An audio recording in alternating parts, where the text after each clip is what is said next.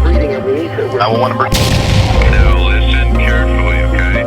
Bump the chest hard and fast. Hello, 911. Breaking news from Los Angeles, where 80s teen heartthrob Corey Haim has died from an apparent overdose.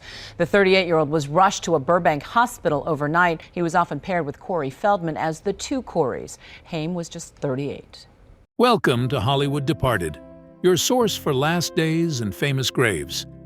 Today, we are going to talk about a Canadian actor who passed away at such a young age, Corey Haim. I will tell you about his life, last days, and we will go and visit his grave just outside Toronto, Canada. Corey starred in a number of 1980s films, such as Silver Bullet, Murphy's Romance, Lucas, License to Drive, and Dream a Little Dream. His role alongside Corey Feldman in The Lost Boys in 1987 made him a household name. During the filming of The Lost Boys, Haim bonded with Corey Feldman as they stayed in the hotel watching movies and visited the local arcade. The two became best friends. Haim was born on December 23, 1971, in Toronto, Ontario. Haim was first raised in Laval, Quebec, and later grew up in Willowdale, Toronto. He began performing in commercials in 1981. Later, he played the role of Larry in the Canadian children's educational comedy television series, The Edison Twins. You guys are just gonna flip. I mean, this place has got more computers than the arcade, and a truck with bubbles and radar. And the best thing is, right, you're not gonna believe it. UFO pictures, the real thing, right, Larry? One of them looks like that. And the best thing is, we're on the watch. All of us. The watch? Haim made his feature film debut in the 1984 thriller Firstborn, alongside Peter Weller.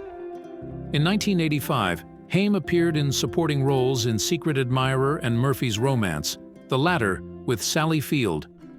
In 2006, Haim was ranked number 8 on VH1's list of the greatest teen stars. He returned to Hollywood and started filming a reality TV show with Corey Feldman, titled The Two Coreys. Haim was ready to get back to work and make it known that he had beat his demons and was past the substance abuse.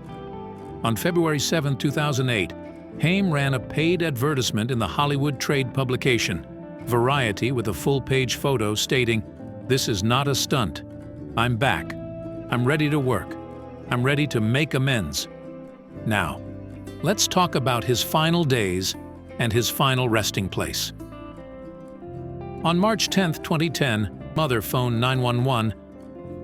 Paramedics took Haim from their home to Providence St. Joseph Medical Center in Burbank, where he was pronounced dead at 2:15 a.m.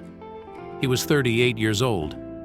At the time, they were living at the Oakwood Apartments in Burbank, California.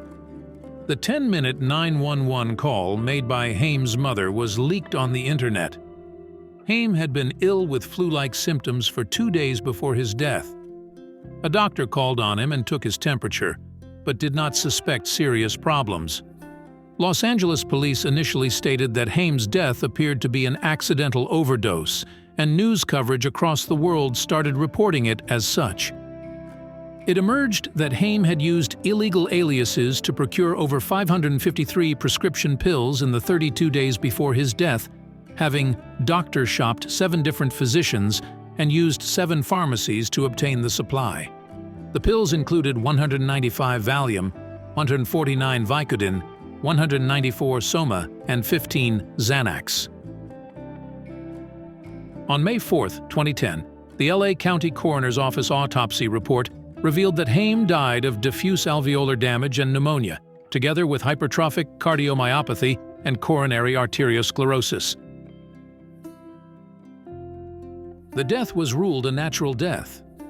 As to the question of whether drugs were involved, the coroner stated, "The toxicology report revealed no significant contributing factor." A private Jewish funeral ceremony for Haim took place on March 16, 2010, at Steele's Memorial Chapel in Thornhill, Ontario. Both of Haim's parents attended, along with 200 friends and family. Now, I will take you to the cemetery to visit and pay our respects at his grave. I am just north of Toronto, Canada, at Pardes Shalom Cemetery, to visit his grave. Corey was laid to rest right here, It is a large cemetery, and we are right at the very back, in a quiet, peaceful area. You can see there is a bench here, also in Corey's memory. The headstone has Haimster and 222 on it and says, "Our beloved son, grandson, brother, cousin, uncle, and friend.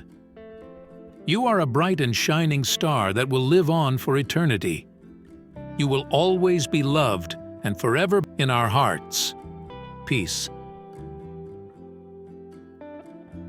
The bench reads, "In loving memory of Corey Ian Haim, one of the most loving, giving, and talented people that ever walked this earth. You will be missed."